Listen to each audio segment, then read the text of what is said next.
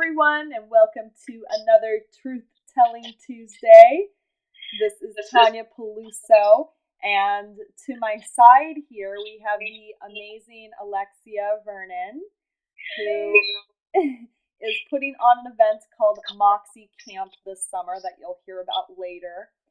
And I'm so excited because this is a soul sister who is helping create Las Vegas into Soul City at our Las Vegas launch. It was just phenomenal. And what I love about Lex is that she is really helping women access their voices to declare their big dream in the world. And Lex, I would want to start with having you share a story of when you really overcame adversity with using your voice. With pleasure.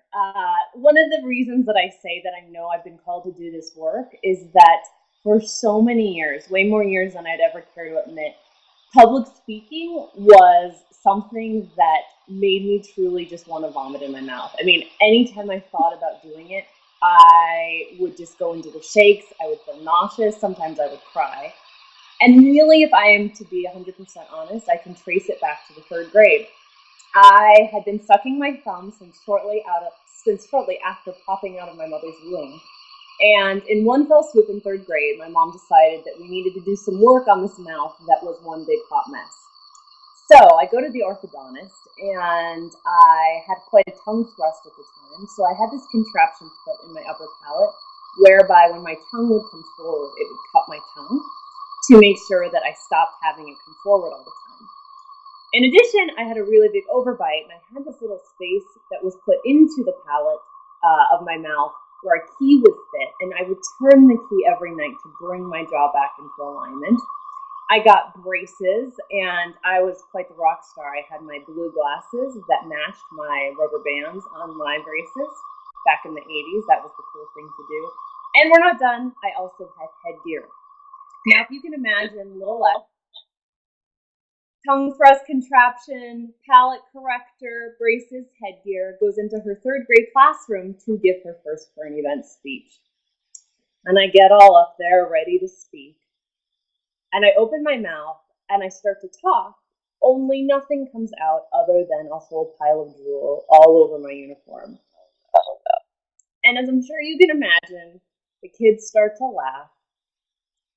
And from that moment on, all I could think about anytime I opened my mouth was that people are going to laugh at me.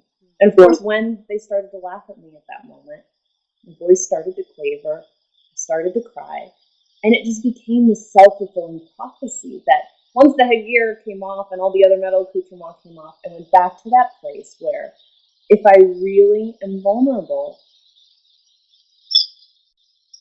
people are not going to accept me.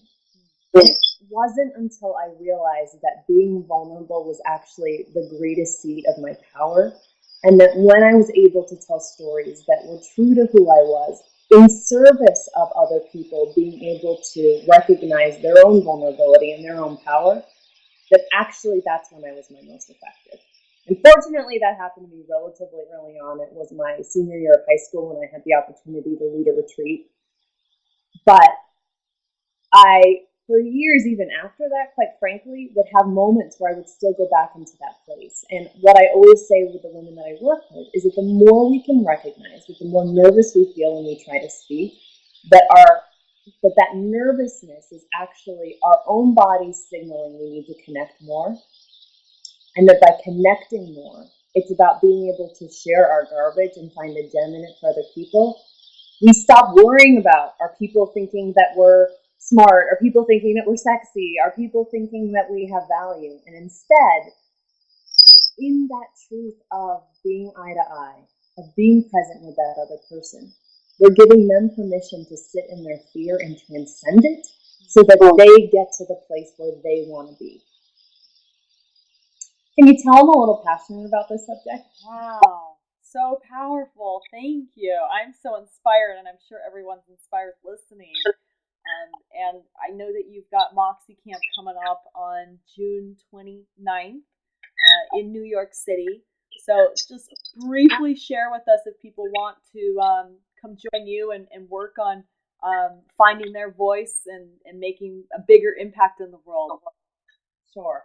So for the last 6 or 7 years or so, I've been blessed to be teaching public speaking and women's studies to women in universities and in corporations and in community groups throughout the country. And one of the things that I recognized in doing all of this work is that oftentimes we have an experience where we learn all of the best practices, but if we're not really able to get up on our feet and be a little wonky as we're getting used to our power, what happens is that if we haven't translated those behaviors into action and gotten them in our bones, after that learning and development experience, we go right back to where we were.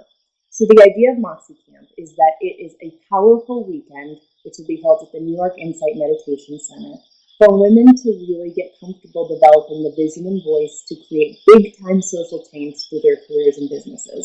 So they're going to have lots of opportunities to get up on their feet and receive hands-on coaching from me and some other wonderful women, so that not only are they able to speak publicly and build a movement around their ideas and have people mobilized to act, they're going to learn how to get more comfortable in their negotiation, more comfortable asking for money and pitching their ideas. They're going to learn how to effectively be able to negotiate conflict. They're going to learn how to be able to make self-care a priority. Basically, all the muscles that need to get flexed to really be able to leave the legacy that I know the kind of people who are coming there want to make. Thank you, Lex, for being on and sharing your vulnerable story. And we have the link right on this video. So if you'd like to go join Lex at the Moxie Camp, she'd love to have you. And Casey Baker is going to be there, one of our other members. So it's going to be awesome, highly endorsed by Tribal Truth. And we'll see you soon. Thanks, Lex. Thanks.